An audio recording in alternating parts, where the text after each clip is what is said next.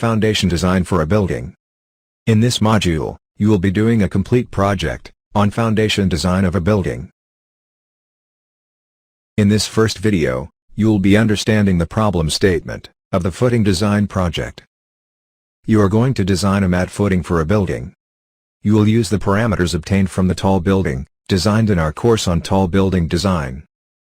The process of analyzing the loads acting on the footing, and thus arriving at the problem statement, is being illustrated.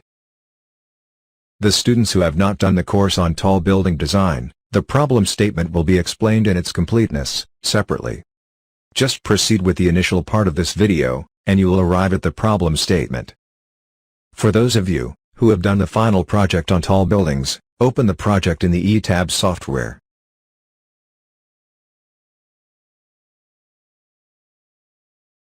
Open the file of the final project in ETABS.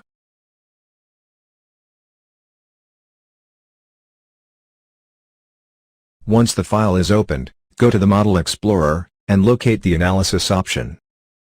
Please note, the Analysis option might not be displayed if your model is unlocked. In that case, run Analysis on the building model again. Expand the Analysis option, and then Results option. Then under Frame Results, double-click on the Column Forces option. A table is displayed, listing the axial forces and moments through each column. You need the forces applied on the bottommost story. So right-click on the heading, Story, and select Story 1, to filter the results of Story 1. Now in Story 1, the loads and moments for different load patterns and combinations are displayed.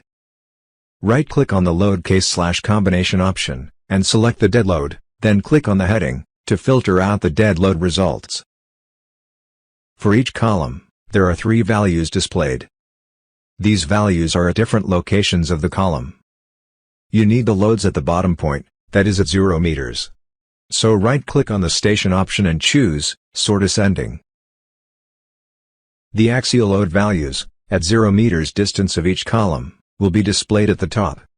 And accordingly, the axial force for the dead load are displayed. Stretch the table upwards, to view all the results. Thus you will get the dead loads, and the live loads can also be checked by changing the option.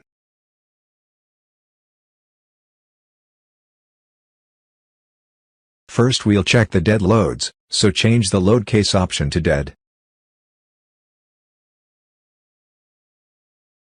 Now the columns are named as C1, C2, C3, etc. So how do you know which column is named what? In the Model Explorer, click on the Detailing tab. The Detailing tab is empty, so go to the Detailing menu, and click on Start Detailing.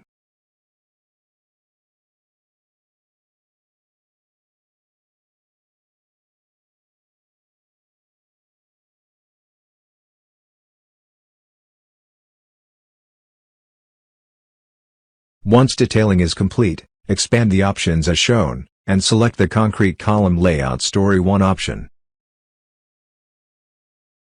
The resulting plan shown in the software displays the name of each column. Thus the column at the bottom right is C1, and as you go up, the columns are C2, C3, C4. Similarly for the next row, the bottom column is C5, and they are numbered serially in the same way, up to the 16th column, C16. In this way you can find the dead and live load through each column at station 0 meters.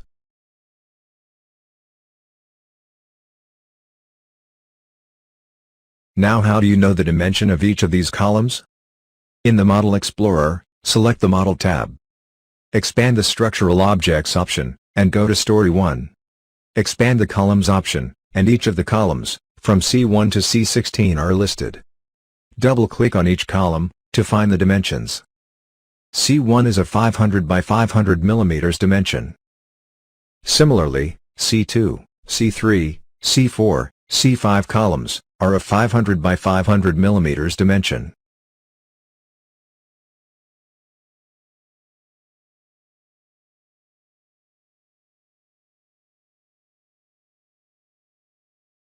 Again C6 and C7 are of 600 by 600 mm dimension.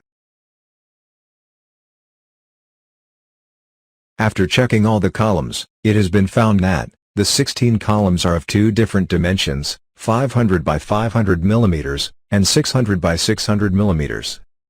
All the dimensions are being listed ahead. Also, you need to know the materials in these columns. Go to Define, Section Properties, and click on Frame Sections. Select the C500 by 500 column, and click on Modify/Show Property. The material is M40, and the rebar is HYST500.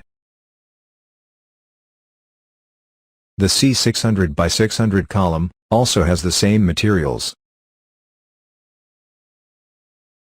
So based on the information gathered from here, we will arrive at the problem statement, which will be explained now. This is the plan of the building, for which you have to design a mat footing. There are 16 columns in total, which are arranged 6 meters apart, in both X and Y. As explained, the column names C1, C2, C3, etc. are shown, up to C16. You have to consider a safe bearing capacity of 300 kilonewtons per meter square, and an allowable settlement of 1 centimeter. The data obtained from the building project in E-tabs, is being displayed in the table. The column name, along with the dimensions, the dead and live loads through each of them, and the materials, are being displayed.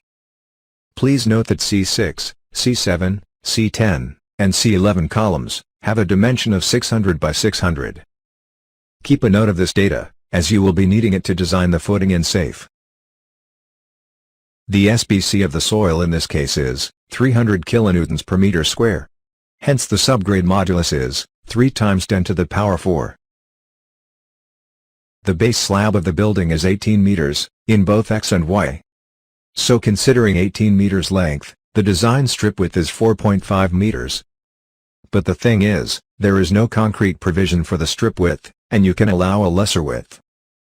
In this project, we will take a strip width of 4 meters. Now the plan shown, is the plan of the building. The mat footing underneath, will be extended on all sides, to cover the corner columns. Let us design a footing, which is extended 2 meters on all sides of the building plan. Then the actual length and breadth of the mat footing, will be 22 meters. You will now start the project in the SAFE software, which you will learn in the next video. Thanks for watching.